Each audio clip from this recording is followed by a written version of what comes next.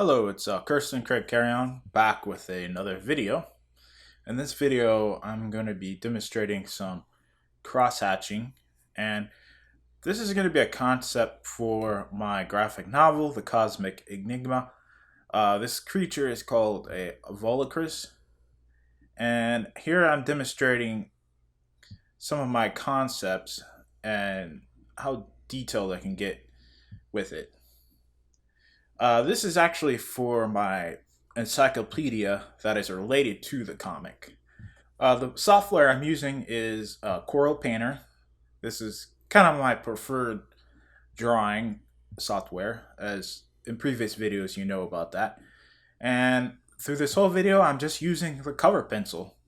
It's a great pencil for this type of work here. And I'm using some references I got off the internet to kind of keep the drawing consistent. Okay, so let's talk about this drawing here.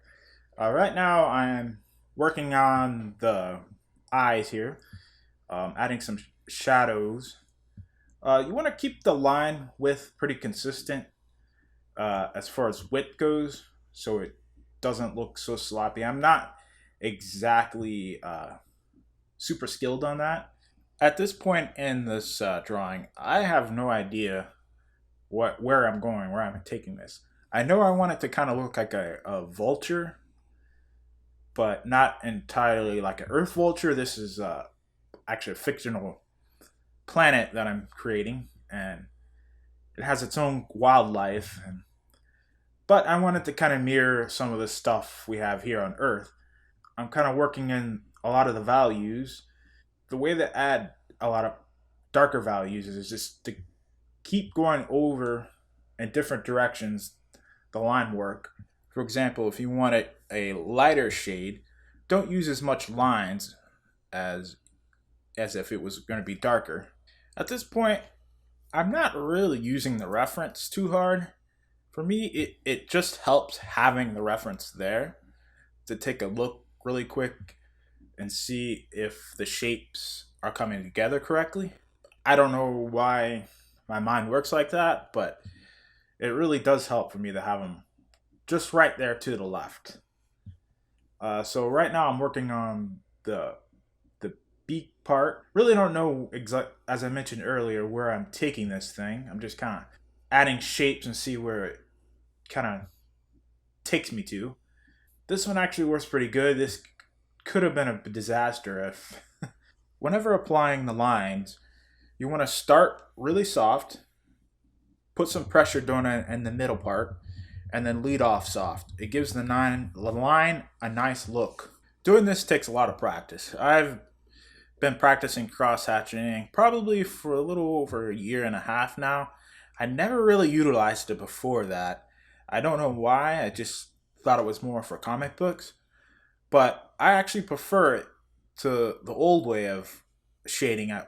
One way to improve is to be repetitive. Do pages and pages upon pages of cross-hatching, the different kinds of it. You could do one that looks like clouds, where it's a bunch of lines kind of clumped together.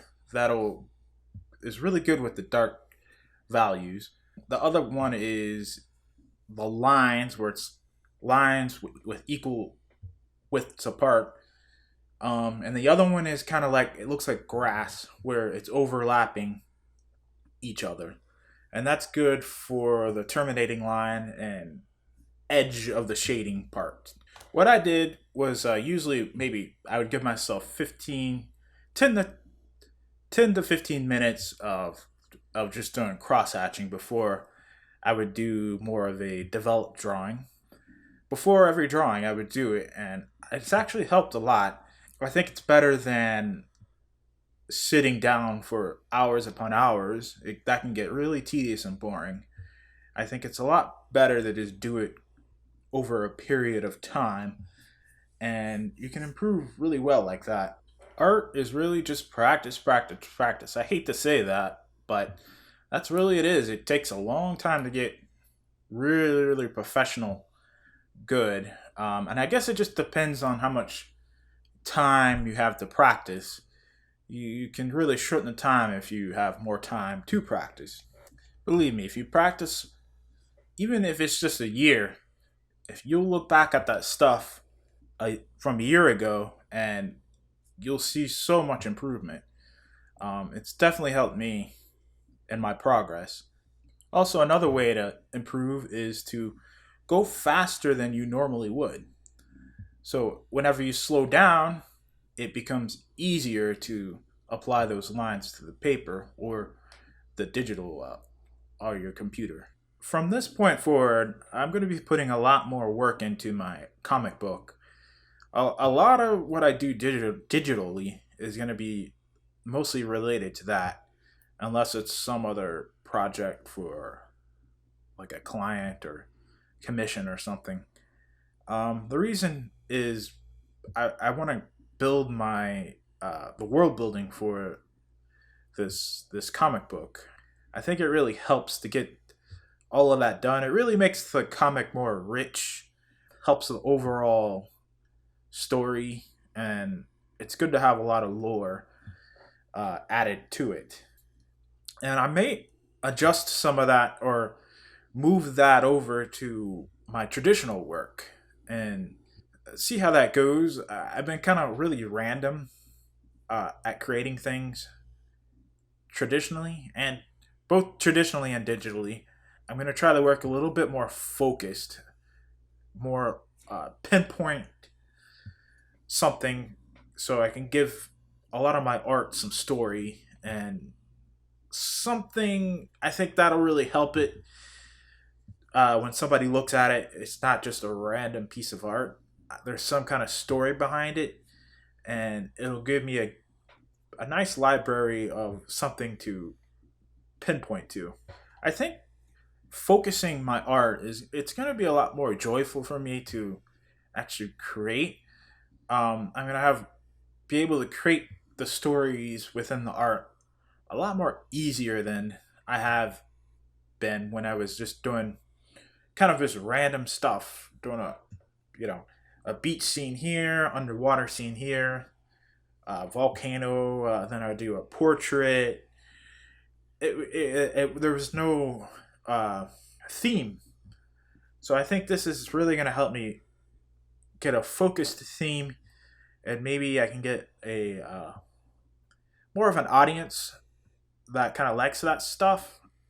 I don't know what type of audience I'm going to get, but we'll see how that really goes and what kind of develops out of that. I also have 3D skills that I haven't really showed. I think I have one video in here showing it's a really old video of a cannon, a rotation demonstration or something. But I do have 3D skills, and I'm going to try to utilize that more in some of my art. It really helps with the perspective and everything. That's perspective is always very difficult to get it right. But I've always felt like I cheat whenever I use the 3D software, because it basically creates the perspective for you. But I'm trying to get out of that mindset of technology is cheating. Well, I should use it to my advantage. So I've been, and it's really, the only way I've used it really is simple shapes: squares, cylinders, spheres, just to get the perspective. And I usually just paint over it, and it actually gives me some of the lighting and values, because the computer does the work for you. So that's really a quick and dirty way to get those perspective correctly. Here I'm at the end of this drawing. I actually really like this concept. I'm not sure if I'm going to change it or how much more I'm going to develop it, but I really like this. It kind of envisions what I think this creature should look like. Very ugly, almost diseased looking. I'm not gonna get too much into the backstory of this creature in this video. I'm gonna save that for a later video, when I have like a finished version of this. But I'm gonna do some lore videos, and Even if nobody knows what the comic is, or it's if the property ever gets off ground or anything. But I'm still gonna make videos like that. I think it's interesting. I enjoy other people's videos when they talk whatever maybe Star Wars or Lord of the Rings sort of lore, and I'd like to do that with my own stuff to kind of just develop it and record it and kind of get it out there. I hope you guys enjoyed this video. There's going to be a lot more to come. I have tons of art I'm recording. Keep a lookout for the like and subscribe, and hope to see you in the future.